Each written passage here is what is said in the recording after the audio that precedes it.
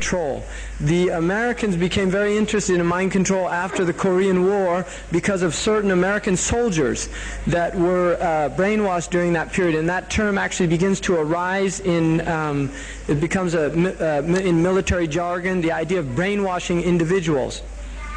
Some of the American soldiers that were taken prisoner in the Korean War literally began to propagate on the radio and broadcast to American troops communist propaganda. It turned out they had been worked on very severely by Russian and Chinese manipulators.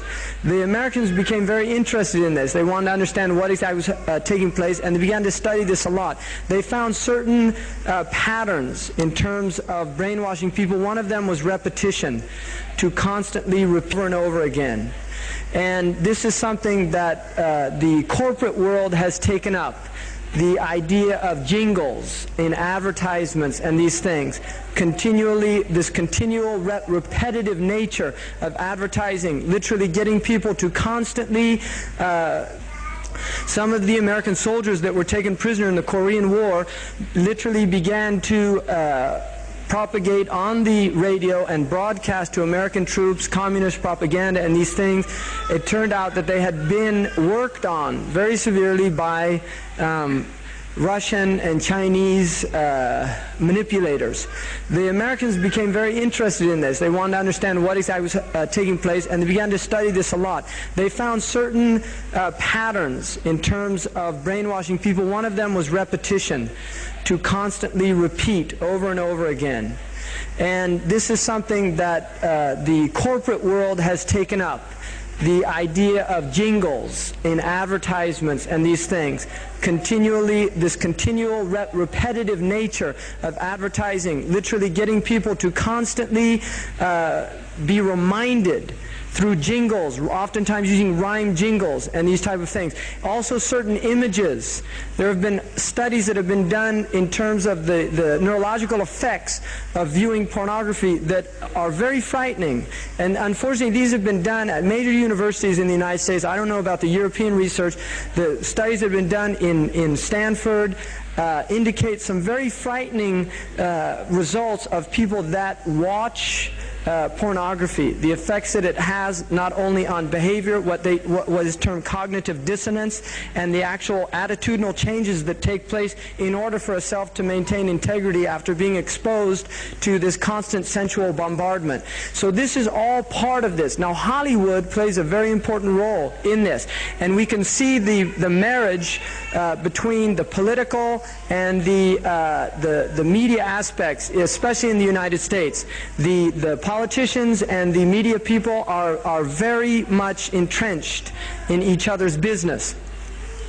Hollywood itself is a word. The word is interesting because it's a word that comes from a pagan.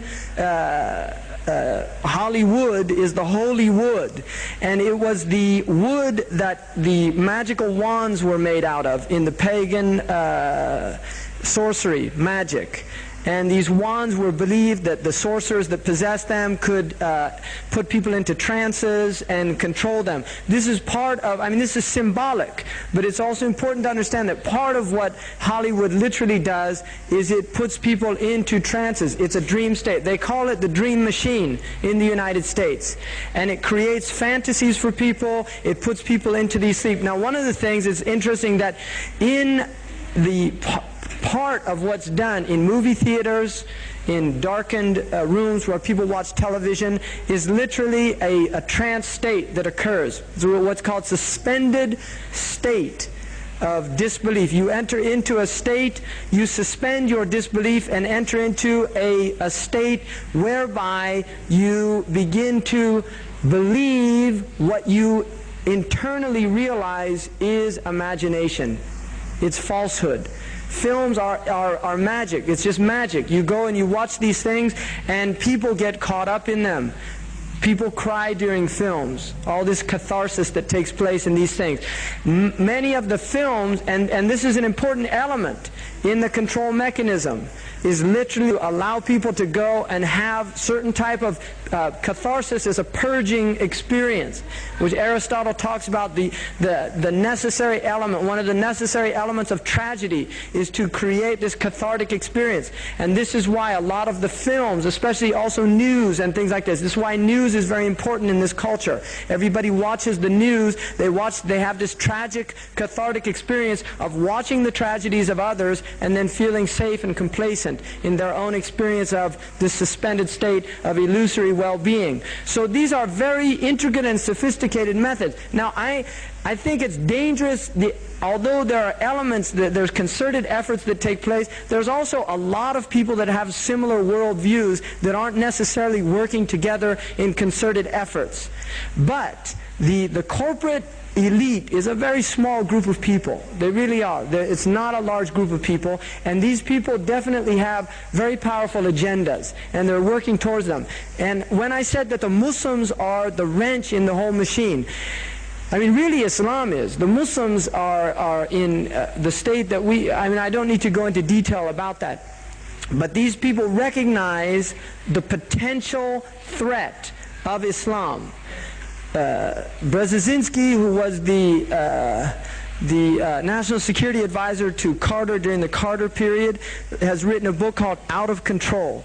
And it's about the state of the world affairs right now, out of control. In that book he says that right now there is literally in the field of ideas, there is no potential idea that could take on a mass movement as a reinvigorating element in human societies other than Islam right now. This is what he says, that all of these other philosophies and ideologies have literally fallen by the wayside, and he said the vibrancy of Islam is still present and manifesting himself. Elwood, who's a comparative religions professor in UCLA, has written a book in which he says that he delineates 5 stages of religion. The first stage he calls the apostolic stage, of the followers who spread the religion of the prophet or the founder of the religion, and then it moves into what he called the imperial stage, and then and this is when the army, the military aspect of religious conquest and these type things, and then he said it moves into what he called the devotional stage, where they move away from their military conquests, have been stabilized, solidified, and they begin to move into art and spiritual art and these type of things, and then it moves into what's called the Reformation stage, whereby the religious tradition, whatever it is, whether it's Christianity or something, begin to reassess the situation that they're in and recognize the gross deviations that they've made from whatever their traditions were. And the final stage is what he calls the folkloric stage or the superstitious stage, when the religion is literally reduced to a meaningless folkloric type of tradition that has to do with dancing and food and superstitious beliefs. And he says of all the world religions, his own analysis is that they are all in the